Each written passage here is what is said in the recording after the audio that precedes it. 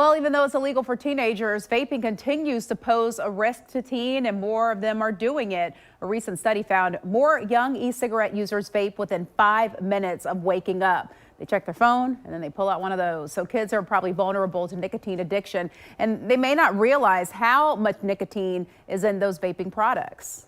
The concentration, the amount of nicotine that you can find in a vape can be very high, and sometimes people may not be aware of that because the devices can be very small, so they don't appear to be a lot, but the concentration can be high.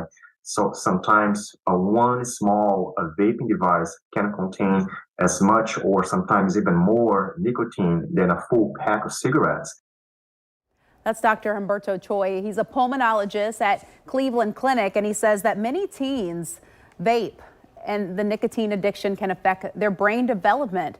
Now, when it comes to the lungs, vaping can cause inflammation and irritation, which can lead to lung damage. It can also make asthma or any other existing lung problem worse.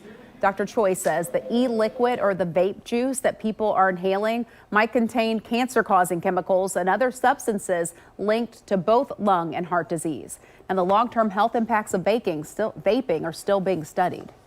Something that we still don't know is whether someone can have a long-term effect of vaping, and that's mainly is someone going to develop cancer, for example, or a chronic lung disease or a heart disease from that.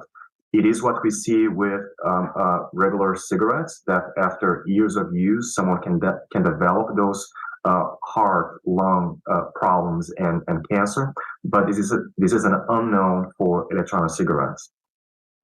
So the doctor did point out that kids are exposed to vaping at school. You know, a lot of times you can do it and it's so quick and that smoke dissipates so quickly, people don't even know what's happening. He does recommend that parents get involved. As your kids are doing it 5 minutes before they're waking up, they're doing it in the house. So check in with the kids and make sure you're telling them the consequences of vaping.